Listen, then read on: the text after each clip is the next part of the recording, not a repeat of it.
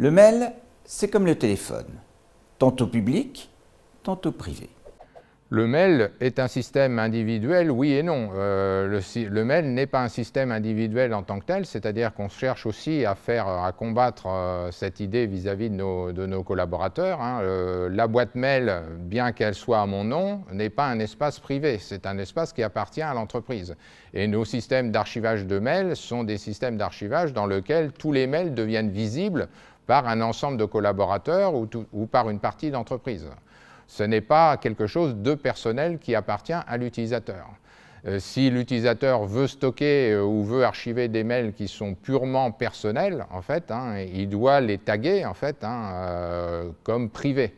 Mais autrement, un système de messagerie d'entreprise n'est pas un système de boîte mail personnelle, c'est un système de boîte de collaborateurs qui traitent des mails appartenant à l'entreprise et qui sont la propriété de l'entreprise. Qu'est-ce qui fait qu'un mail est personnel ou professionnel? À mon sens, ce qui va définir cela, c'est l'adresse de messagerie que je vais utiliser pour rédiger ce mail. Mon entreprise me fournit une adresse mail. Par essence, fournie par mon employeur, elle est professionnelle. Mais voilà, on est là loin de la réalité terrain.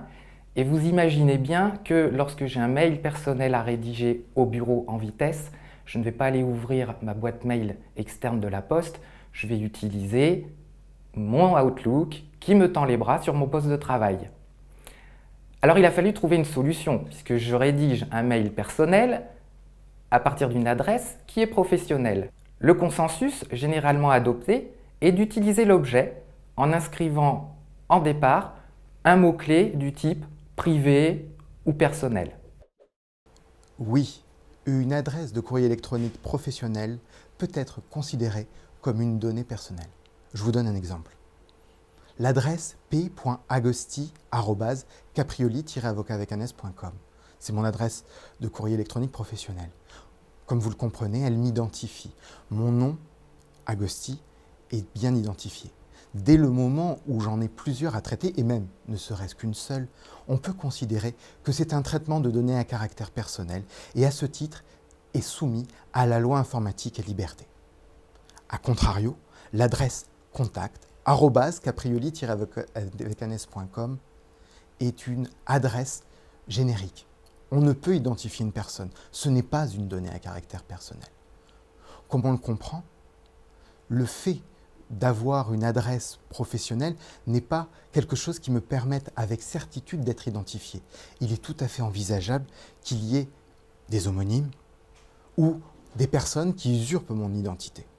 À ce titre, il y a des mesures de sécurité à prendre pour être sûr que mon interlocuteur est bien un tel.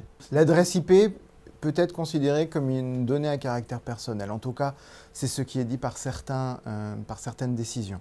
Mais toujours est-il que si on se retrouve avec quelqu'un qui fait des fraudes, c'est normal de pouvoir retrouver l'adresse IP de la personne qui fraude. Alors, il m'arrive de recevoir dans ma boîte aux lettres électronique des courriels qui, dans l'objet, précisent « personnel ». Alors, moi, je suis un avocat libéral, mais quand je suis salarié, c'est le genre de choses dont il faut effectivement faire l'économie. Pourquoi? Parce que si mon correspondant a pris la peine de marquer dans l'objet personnel, c'est actuellement la manière qu'ont les tribunaux de qualifier, de caractériser le courriel personnel, c'est quand l'objet mentionne qu'il est personnel. Donc, si l'émetteur du courriel a pris la peine de préciser dans l'objet personnel, dans ma boîte, il apparaîtra un objet personnel et à ce moment-là, effectivement, il aura un caractère personnel, ce qui signifie, au regard du droit du travail, que l'employeur ne peut pas en prendre connaissance. Alors qu'en revanche, si l'émetteur adresse le message pour évoquer un sujet personnel, mais qu'il ne précise pas dans l'objet du message qu'effectivement il s'agit d'un objet personnel, à ce moment-là, l'employeur sera tout à fait autorisé à prendre connaissance de ces messages, puisque ni de près ni de loin, il ne pouvait savoir que le message contenu à l'intérieur de l'enveloppe était effectivement un message qui abordait un sujet personnel. Il n'y a plus de rupture entre la sphère professionnelle et la sphère personnelle.